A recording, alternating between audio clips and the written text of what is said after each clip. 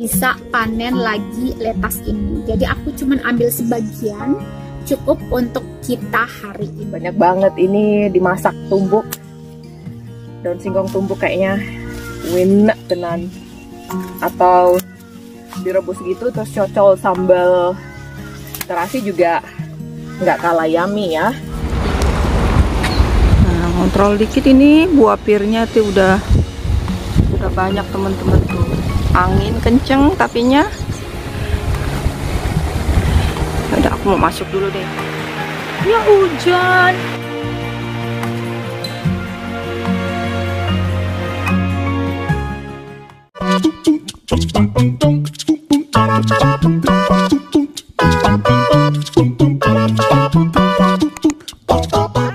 Guys, apa kabar? Selamat jumpa lagi bersama Mami Mel di sini di channel Ama Indah tinggal di Australia.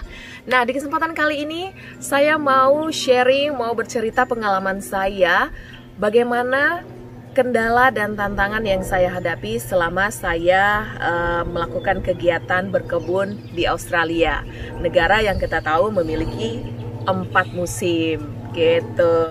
Oh iya guys, di video ini juga saya kolaborasi dengan teman-teman vlogger saya yang kebetulan memiliki hobi yang sama, berkebun dan juga tinggal di luar negeri. Mereka adalah Evi Januar Channel di Kolombia, Wiwin van Holland di Belanda, dan Lia Datku di Inggris. So, guys, kalau kalian pengen tahu gimana kendala yang kami hadapi, terutama kendala yang saya hadapi di Australia, stay tune di video saya yang satu ini. Dan setelah tuntas, kalian silakan mampir ke channel YouTube teman-teman saya. Link video mereka akan saya cantumkan di description box saya. Oke, kalau gitu saya mau lanjut dulu ya. Yuk. Nah guys, berkebun di luar negeri itu tantangannya beda banget dengan kegiatan berkebun di Indonesia. Kenapa? Ya tahu aja, Indonesia itu negara tropis guys. Jadi pastinya subur banget. Kemudian kalau kita tanam, itu bisa ada sepanjang tahun ya. Bener gak sih? Bener kan? Iyalah, bener. Ya seperti kata lagu, bukan lautan, hanya kolam susu. Tongkat dan kayu cukup menghidupimu. Na na na na na na. Itu lagu siapa ya? Saya lupa. Cosplus apa ya? Pokoknya seperti itu. Nah, di lagu itu jelas banget mereka mau ceritakan bahwa di Indonesia itu saking suburnya, kita ngelempar kayu aja kita bisa hidup loh ya. Maksudnya bisa tumbuh gitu, jadi kita bisa makan. Anyway, mudah-mudahan saya nggak salah dengan liriknya, tapi ya udah kita singkirkan dulu lagu itu, nanti kalian cari sendiri ya. Oke, jadi ada tantangan yang harus dihadapi oleh orang-orang yang tinggal di luar negeri ketika pengen berkebun. Contohnya saya tinggal di Australia yang kebetulan punya 4 musim. Jadi tantangan yang pertama dihadapi adalah perubahan musim, lebih spesifik lagi adalah musim dingin atau winter. Seperti sekarang ini guys, sekarang sih sudah musim dingin, cuman apa ya, puji Tuhan kebetulan hari ini cuacanya bagus banget, matahari bersinar, kemudian agak chill, agak dingin, tapi masih bisa lah tubuh saya menghadapinya, dan makanya saya nggak perlu pakai shawl yang tebal ataupun jaket dan jumper ya, jadi masih aman. Nah itu dia. Kalau kita ngomongin soal tanaman di musim dingin, gimana ya? Ada perlakuan khusus yang harus dilakukan supaya kita tetap memiliki tanaman tersebut. Entah itu diberikan cover atau kalau misalnya kita tanam di pot, itu disingkirkan, ditaruh di bawah roof gitu ya. Mungkin di garasi atau mungkin di shed, seperti saya menyimpan tanaman precious saya di sana. Oke? Gitu. Jadi seperti yang udah saya lakukan. Untuk beberapa tanaman buah tropis yang saya punya di sini, yang saya tanam di panjang sana, kalau kalian lihat itu yang putih-putih plastik.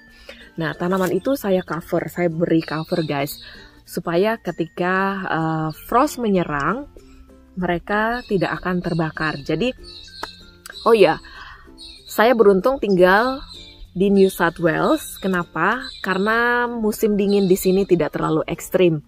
Jadi kami tidak mengalami yang namanya salju di musim dingin. Paling banter hanya mendapatkan frost di pagi hari ya, tapi itu pun juga bisa membunuh tanaman. Jadi mereka kalau kena daun tanaman itu jadi tanamannya akan terbakar. Jadi kayak warna apa sih? Warna coklat gitu ya. Jadi tidak akan hidup. Makanya kembali lagi itu tanaman saya coveri dengan plastik dan saya juga udah buat videonya guys. Jadi silahkan dicek di channel saya, oke? Terus sebenarnya di New South Wales juga ada beberapa tempat yang mendapatkan salju, contohnya di Armidale, tapi saya nggak tahu ya di sana ada orang Indonesia apa kagak. Cuman ya saya bilang di tempat saya ini kita tidak pernah ngalamin yang namanya salju, hanya sebatas frost atau hujan es batu ya, atau kita sebutnya di sini hail gitu guys. Guys, es batunya, gile es batunya. Masih ada. Jadi masih aman sih sebenarnya kalau mau berkebun. Cuman di musim winter tanaman pada dorman alias pada tidur. Jadi kalaupun ada tanaman yang tetap bisa bertahan hidup dengan suhu yang ngedrop kadang sampai -2, mereka tidak akan tumbuh dengan baik karena ya gimana ya, dorman gitu ya, sel-sel tubuh mereka juga mungkin pada tidur ya seperti saya. Kalau udah musim dingin itu bawaannya saya pengen tidur dan hasrat untuk berkebun juga ikutan tidur, ikutan dorman. Bahkan untuk apa ya, mau keluar rumah aja itu kadang gimana gitu ya, istilahnya kalau udah winter itu saya bawaannya mager melulu, malas gerak, bahkan untuk olahraga aja males. Anyway, untuk tantangan yang kedua adalah tanahnya, kondisi tanahnya atau soilnya. Indonesia mah subur, gampang banget. Saya di rumah aja itu nyangkul-nyangkul bisa nanam apa gitu ya.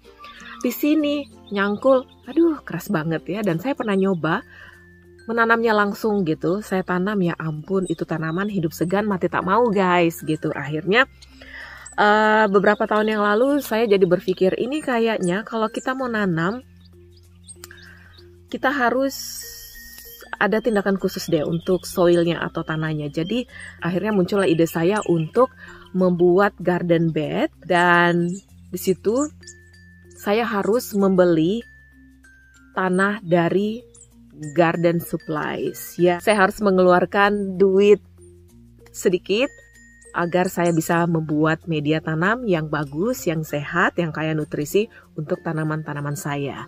Dan syukurnya nih guys, itu semua berhasil ya, tidak mengecewakan. Jadi makanya saya bilang sama suami saya, oke, next saya mau tanam ini.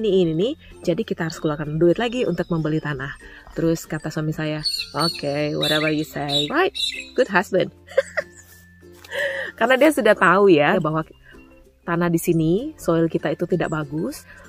Jadi lebih baik kita treatmentnya dengan seperti itu. Akhirnya ya dia setuju karena memang sudah ada buktinya. Ya nggak sih guys? Istri selalu benar. Oke. Yang berikutnya nih guys, tantangan yang ketiga adalah wildlife atau binatang liar atau bahkan binatang peliharaan kami sendiri. Seperti yang kalian lihat, kita tinggal di sebuah properti yang disebut sebagai farm. Nah, namanya farm pasti luas ya. Kebetulan kita punya tanah yang luas. Terus juga masih kayak bushy atau hutan gitu ya. Dan otomatis yang namanya wildlife atau hewan dan binatang-binatang liar itu masih banyak.